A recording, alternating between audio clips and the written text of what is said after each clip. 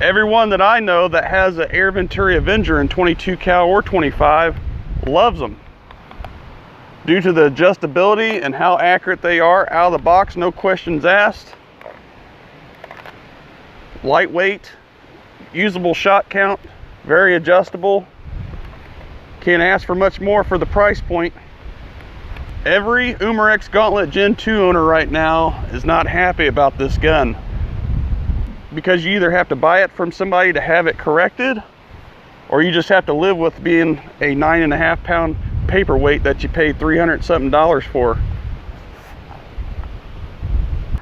Hey everybody, welcome back on this nice windy October day. And right here I have in front of you is the Gauntlet 2 in 22 and the Venturi Avenger in 22. The reason why this video came about is because a lot of you have been watching my Gauntlet 2 videos and have asked in the comment section what actually compares or is better than this gun and what would I choose. Well, you see it right here. I've had this Venturi Avenger 22 since November of 2020 and almost a year now, and it is an amazing gun for what you get. Now I'm going to do a head-to-head comparison of these two. I'm not going to go into any more details or depth of the Gauntlet 2 of what I've already found and relayed the message to you guys in a previous video, because there's no sense in beating a dead horse. So let's get into what they actually compare in, what's the same about these rifles.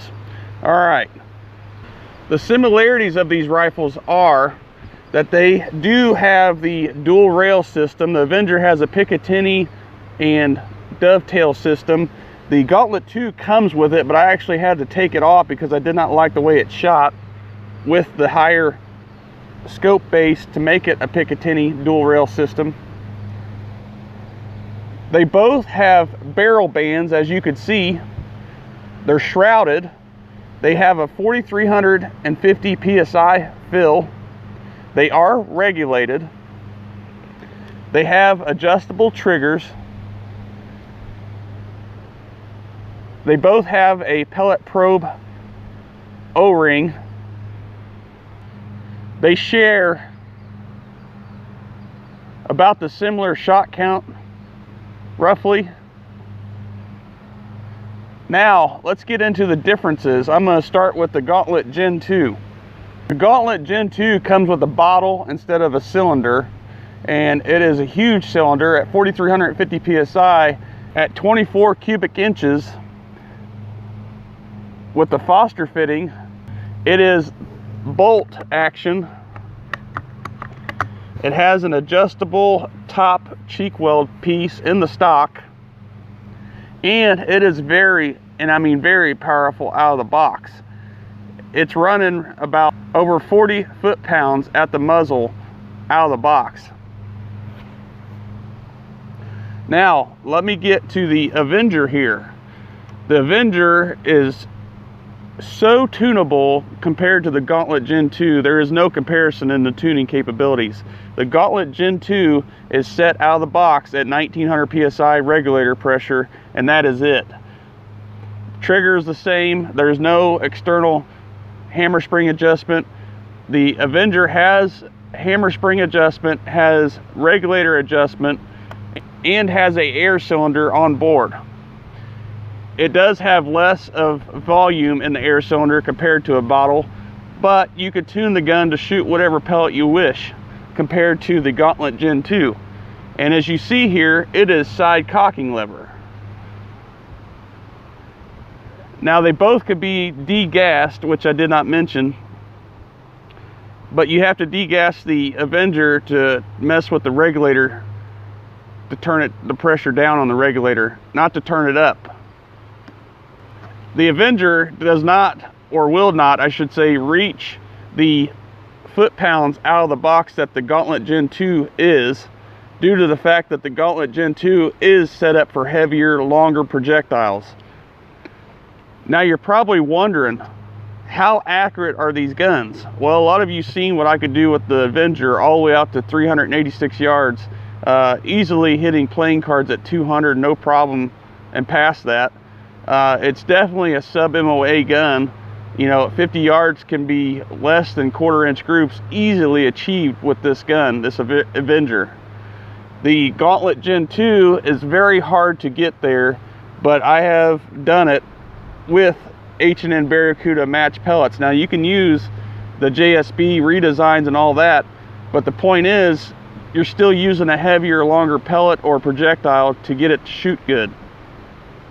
And I messed around with some slugs, and they did pretty decent at 50 yards, but I did have to slam the bolt home. Again, I'm not going to get into details as to why for that, because I have the videos on this gun already talking about that. But as you can see here, the Gauntlet Gen 2 is definitely, even though it's more balanced than Gen 1, it's definitely a heavy gun and a longer gun. It's almost like shooting a long barrel shotgun. It is very heavy and long barreled in comparison to the Venturi Avenger, which even with the scope on these guns, the Venturi Avenger is still like 3 pounds lighter out of the box. So that right there to me is definitely a deal breaker. And I really don't care about the accuracy portion of it if I can't hit what I'm aiming at, because the Venturi again is so adjustable. There is really no comparison here. So like I mentioned before, I don't know why, you know, the Gauntlet 2 even came about, but that's just my opinion, when there's so far much more better options, even from Umarex. I think the Origin, and we all know, compares better to the Avenger 22 than the Gauntlet Gen 2 does. But as again, it's been requested by many of you to say what gun I recommend, and if you can't get the Avenger, at least get an Origin. The Avenger, in my opinion, as for right now, is the cream of the crop in the airgun industry for the lowest budget, the best budget PCP for the money. Right now, these two are about the same price point. Why would you go for something that's very hard to shoot, not shoot comfortably, in my opinion, and you can only shoot heavier, longer projectiles very accurately, where you can get a gun like this that's very tunable and find the pellet you want to shoot, tune it to that pellet, and be done with it. But that's just my opinion. And again, this has been a really requested video ever since I started posting with the Gauntlet Gen 2 of what I recommend. So as always, I appreciate you watching, and I hope you got something from this video. See you on the next one.